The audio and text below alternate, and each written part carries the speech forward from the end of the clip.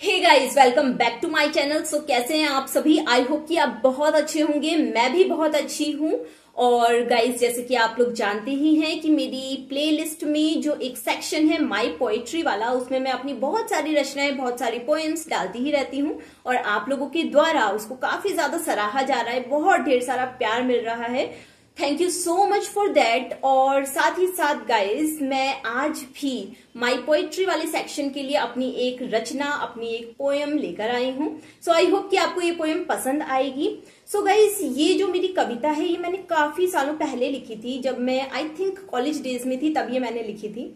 और मैंने अपने समाज की, अपने आस पड़ोस की, अपने घर परिवार की ऐसी महिलाएं जो कि अपनी पूरी जिंदगी शारीरिक, मानसिक और भावनात्मक शोषण सहते सहते काट देती हैं और उसके खिलाफ ना कोई आवाज उठाती हैं, ना कोई अधिकार समझती हैं, और पूरी जिंदगी समाज के डर से, परिवार के डर से, रिश्तेदारों के डर से या मित्रों के डर से कि हमारी बेइज्जती हो जाएगी अगर हम कुछ बोल देंगे तो, या फिर हमें ये सहते रहना चाहिए और हमारा जो लाइफ है वो हमारे पतियों पे, हमारे ससुराल पे, उन पे ही डिपेंड हो चुकी है कंप्लीटली।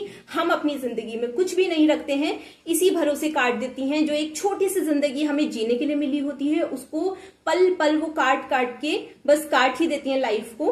तो उन महिलाओं के लिए बहुत ही आक्रोश के स्वरों के साथ ये कविता, क्योंकि उस टाइम मैं बहुत यंग एज में थी और जब ऐसी चीजें देखने को मिलती हैं कि ऐसा कुछ हमारे समाज में हो रहा है, तो पहले तो जो इंसान वो चीजें झेल रहा है उसी के लिए आक्रोश निकलता है और उसी को अवेयर करने के लिए मैंने ये कविता लिखी थी।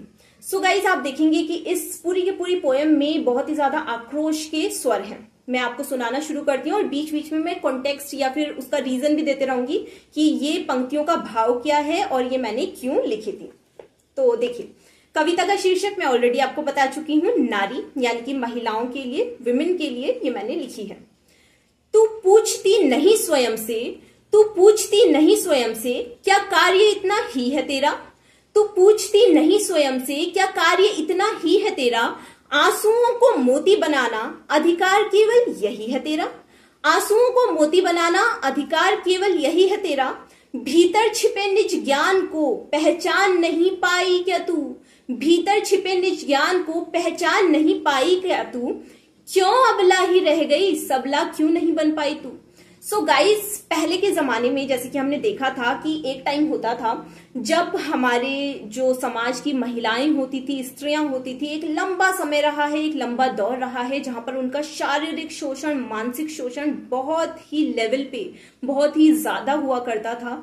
और उस टाइम पे महिलाएं इतनी एम्पावर्ड भी नहीं थी, इतनी पढ़ी लिखी भी नहीं थी और इतनी विवेकपूर्ण तरीके से वो सोच भी नहीं पाती थी। तो उनके पास में कुछ ऑप्शन भी नहीं बचता था, क्योंकि वो कुछ काम नहीं कर सकती थी, वो कुछ कमा नहीं सकती थी, वो खुद का भरण पोषण नहीं कर सकती थी। और समाज का डर तो हमेशा रहता ही है, आज भी रहता है, तो उस जमाने में तो क्यों नहीं रहता होगा।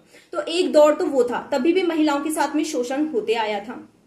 उसके बाद एक दौर ये वाला भी चल रहा है जहां पे महिलाएं शिक्षित हैं, पढ़ी लिखी हैं, एम्पावर्ड हैं, जहां पर महिलाओं को अपने अधिकार भी पता है, लेकिन फिर भी उनको डरा के, धमका के, धमकियां दे के, समाज का डर दिखा के, परिवार का डर दिखा के, उनके अकेला होने का एहसास करा के, उनका शारीरिक शोषण तो अभी उतना नहीं हो रहा है, लेकिन जो मानसिक और भावनात्मक शोषण है वो अभी भी बहुत ज्यादा हो रहा है। सो गाइज, आज जितना भी कुछ मैं महिलाओं के बारे में या स्त्रियों के बारे में या लड़कियों के बारे में या बालिकाओं के बारे में बोल रही हूँ, अच्छा, तो मेरा इस विषय में कुछ भी संबंध नहीं है कि मैं किसी पुरुष को या फिर किसी लड़के को या फिर किसी आदमी को गलत बताना चाह रही हूँ, बल्कि आई नो कि आजकल ऐसा भी होता है कि कई बार महिलाएं भी गलत होती हैं और अपने अधिकारों का मिसयूज भी कर रही होती हैं।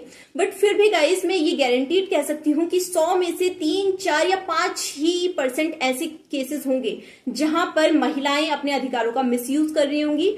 उसमें से 100 में से 80 से 85% या 90% तक भी अभी भी ऐसे ही केसेस होते हैं जहां पर महिलाओं को बहुत ही गंदे तरीके से, मानसिक रूप से, भावनात्मक रूप से शोषित किया जाता है। अब यहाँ पर जो भावनात्मक शोषण का मतलब मैं बताना चाह रही हूँ वो ये है कि जैसा कि हम जानते हैं कि एक महिला या फिर एक लड़की ये उसका नेचुरल ही पार्ट है, नेचुरल ही गहना है कि वो भावनाएं या फिर इमोशंस या फिर फीलिंग्स को लेकर ज्यादा तत्पर रहती हैं, उनकी इन्वॉल्वमेंट किसी भी चीज में भावनात्मक रूप से ज्यादा होती है। तो इसका मिसयूज, इसका गलत फायदा सामने वाले उठाते हैं और बहुत सारे लोग इसका बहुत ही ज्यादा मिसयूज करते हैं और लड़कियों को उनकी लाइफ जीने के बजाय उन पर कंट्रोल जमा के उनकी जिंदगी को एक तरीके से रोक ही देते हैं, जिसका कई बारी जो लड़की जो कि झेल रही होती है उसको भी नहीं पता होता है कि मेरे साथ में ऐसा टॉर्चर हो रहा है। सो गाइज, मैं आप लोगों को इसके थ्रू एक ही यहां से रिक्वेस्ट करना चाहती हूं कि अगर कहीं पर किसी भी लड़की, किसी भी महिला के साथ में हम कुछ गलत होता हुआ देख रहे हैं, चाहे वो मानसिक रूप से हो, शारीरिक रूप से शोषण हो या भावनात्मक रूप से शोषण हो, और हमें समझ में आ रहा है कि ये इमोशंस में आके कुछ स्टेप नहीं ले पा रही है, तो ये हमारा जो एक उत्तरदायित्व है कि हम उसको जाके ये चीज बताएं, ये चीज समझाएं और उसे उस तरीके की जेल से, जहां से वो बहुत अच्छी जिंदगी जी सकती है फिर भी वो उसी जेल में पड़ी हुई है, उससे निकालकर बाहर लाएं और उसको उसकी लाइफ में आगे बढ़ने में हेल्प करें और उसकी करियर ग्रोथ में, और उसके अंदर बहुत ज्यादा अगर टैलेंट है या वो कुछ भी कर सकती है तो उसको आगे बढ़ाने के लिए उसको अवेयर करें। सो ये हमारा उत्तरदायित्व है। सो गाइज, मैं आगे अपनी पोयम सुनाती हूँ आपको, बीच बीच में मैं कॉन्टेक्स्ट तो देती रहूंगी क्योंकि बताना भी जरूरी है। जब पोयम लिखी है तो कवि तो पोयम लिख देता है, लेकिन समझाना भी उसको थोड़ा बहुत जरूरी है क्योंकि ये मेरी खुद की रचना है, तो मैं बता सकती हूँ कि किस कॉन्टेक्स्ट में मैंने कौन सी लाइन लिखी है। सो कविता एक बार मैं फिर से शुरू करती हूँ।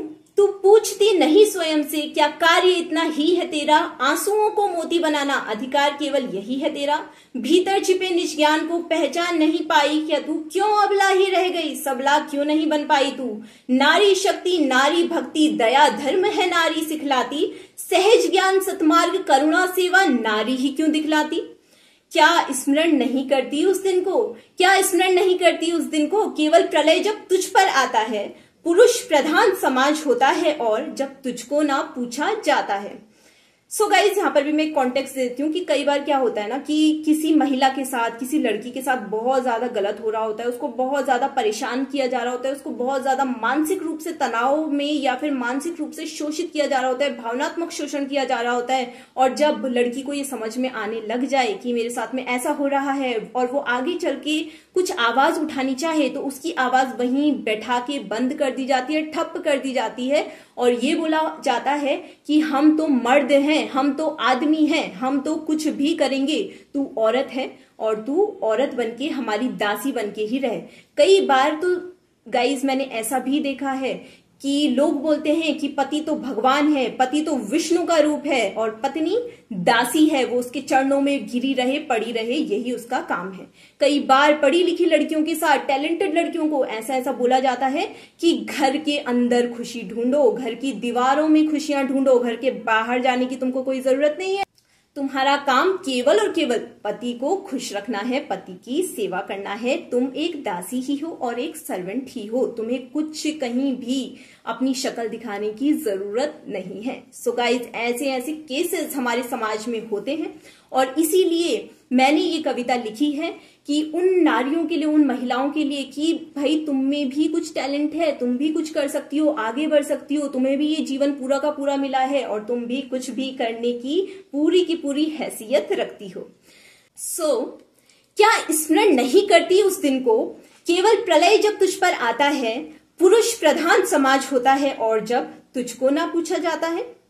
यत्र नार्यस्तु पूज्यन्ते रमन्ते तत्र देवता, यत्र नार्यस्तु पूज्यन्ते रमन्ते तत्र देवता कहावत सदा कहलाती है, क्या अब भी तुझको लगता है कि तू हर जगह पूजी जाती है, तू ही दुर्गा, तू ही काली, तू उमा कहलाती है, कहीं ब्राह्मी, कहीं कौशिकी, कहीं सरस्वती रूप में पूजी जाती है। सो गाइज, कहने के लिए और दिखावे के लिए तो हमारी जो महिलाएं हैं उनको बोला जाता है कि ये घर की लक्ष्मी हैं, ये घर की दुर्गा माता हैं, ये काली का भी रूप है और ये पार्वती भी हैं। तो ये सारे के सारे जो उपमाएं दी जाती हैं स्त्री को, लेकिन जो उनके साथ में हरकतें की जाती हैं, क्या वो इस बात को सिमिलैरिटी देती हैं कि आप रियल में उस लड़की को, उस महिला को अपने घर की लक्ष्मी समझ रहे हो? नहीं, बिल्कुल भी नहीं। सो आगे मैंने लिखा है, ज्ञान और विज्ञान का तो, ज्ञान और विज्ञान का तो तू ही प्रकाश फैलाती है, ज्ञान और विज्ञान का तो तू ही प्रकाश फैलाती है, पर क्या तू स्वयं भी शिक्षित है? यह बात कभी क्या तुझको स्वयं भी याद आती है? सो गाइज, ये जो कॉन्टेक्स्ट था इन लाइंस का, ये किसी की शिक्षा या अशिक्षा या शिक्षित और अशिक्षित होने से नहीं था। ये बेसिकली ये था कि आप खुद में क्या हैं, आप स्वयं को क्या समझते हैं, क्या आप इस विषय में जानकारी रखते हैं, क्या आप अवेयर हैं इस विषय में कि आपके अंदर क्या क्या संभावनाएं छुपी हुई हैं। सो ये जानना हर एक महिला के लिए, तो क्या हर किसी इंसान के लिए बहुत ज्यादा जरूरी है। इस जीवन से तुझको मिलता है क्या? इस जीवन से तुझको मिलता है क्या? क्या यह समझ नहीं पाई है तू? इस जीवन से तुझको मिलता है क्या? क्या यह समझ नहीं पाई है तू? मात्र स्वर्ग की कामना हेतु क्या इस संसार में आई है तू? मात्र स्वर्ग की कामना हेतु क्या इस संसार में आई है तू? सो गाइज, बहुत ढेर सारे हमारे समाज ने ऐसे व्रत से लेके, ऐसी पूजाओं से लेके सब कुछ महिलाओं के लिए रखा है कि महिलाओं को ये सारे व्रत करने हैं, ये सारी पूजा करनी है, तो उनके पति की लंबी उम्र हो जाएगी, उनके घर वाले खुश रहेंगे। बट गाइज, क्या उन महिलाओं के लिए भी कोई व्रत रखता है? क्या उन महिलाओं के लिए भी कोई पूजा करता है कि मेरी जो घर में रहने वाली, जिसको मैं लक्ष्मी का रूप बोल सकता हूं बाहर दिखावे के लिए, तो उसकी सेफ्टी, उसकी सुरक्षा, उसकी खुशी भी इंपॉर्टेंट होनी चाहिए? कभी नहीं। ऐसा हमारा समाज तो नहीं ये बोलता है। हाँ, आजकल कुछ लोग हैं जो खुद से इन चीजों में विश्वास रखने लगे हैं और पति पत्नी को बराबर का दर्जा दे रहे हैं, तो ये हमारे समाज के लिए सौभाग्यपूर्ण विषय भी है। लेकिन फिर भी ये भी बहुत केसेस कम ही हैं। वही 100 में से 3 से 4% ऐसे केसेस हैं, उसमें से जो 85 से 90% केसेस हैं वो अभी ऐसे ही हैं कि महिलाओं को बोला जाएगा कि तुम्हारा काम केवल और केवल पतियों की सेवा करना है और इसी से तुम्हें स्वर्ग मिलेगा, तुम अपनी जिंदगी जीना छोड़ दो। सो गाइज, यहाँ पर ध्यान रखने योग्य बात यही है कि हमको उन महिलाओं को जो कि आज भी पिछड़ा हुआ महसूस कर रही हैं, उन्हें आगे बढ़ाना है और उन महिलाओं से ये क्वेश्चन पूछना है बार बार, क्या तुमको पता है तुम्हारे अंदर कुछ संभावना है, तुम कुछ कर सकती हो, तो आगे बढ़ो, क्यों बैठी हुई हो? सो गाइस, मैंने आगे लिखा है, पिछला जन्म अगला जन्म, पिछला जन्म अगला जन्म, मात्र यही आकांक्षा क्या तेरी? बार बार जन्म चाहती है तू क्यों इस जग में अपमानित होने हेतु? माला जप लेने मात्र से उच्च शिखर नहीं पाएगी तू, माला जप लेने मात्र से उच्च शिखर नहीं पाएगी तू। उठ जाग आगे बढ़, तभी तो सफलता पाएगी तू। उठ जाग आगे बढ़, तभी तो सफलता पाएगी तू। बिना रुके तू बढ़ती ही चल, तू बढ़ती ही चल, तू बढ़ती ही चल, सफलता के पथ पर अग्रसर। तू बढ़ती ही चल, तू बढ़ती ही चल, तभी तो मंजिल पाएगी तू, तभी तो मंजिल पाएगी तू।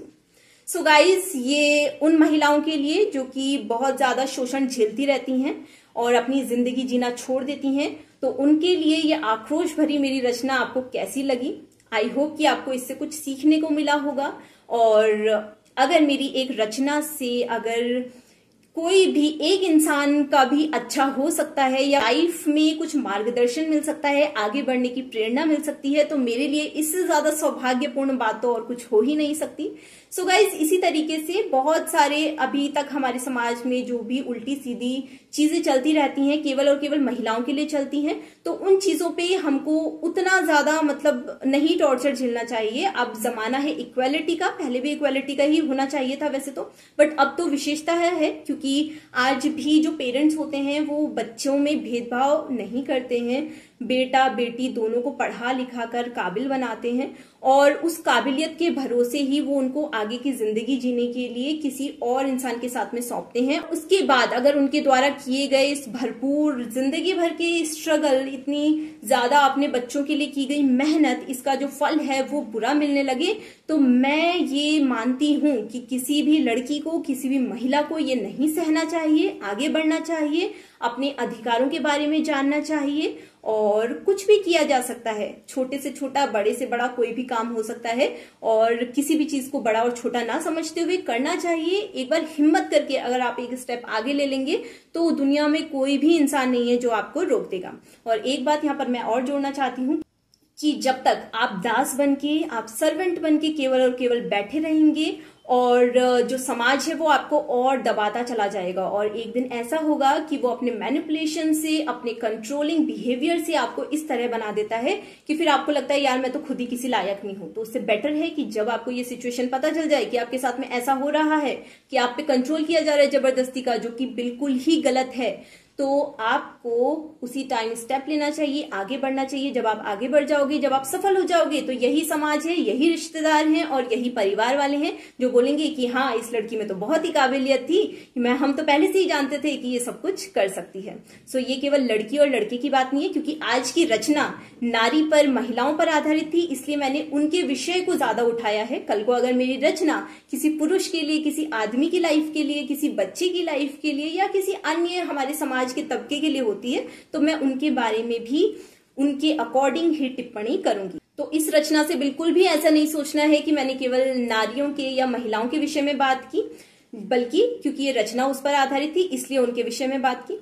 सो गाइस, कैसी लगी आपको मेरी आज की रचना? और अगर आपको अच्छी लगी है तो आप कमेंट सेक्शन में बता सकते हैं। अगर आपको मेरी वीडियोस, मेरे व्लॉग्स पसंद आ रहे हैं, अच्छे लग रहे हैं, तो आप उन्हें लाइक और शेयर कर सकते हैं, और साथ ही साथ मेरे चैनल को सब्सक्राइब भी कर सकते हैं।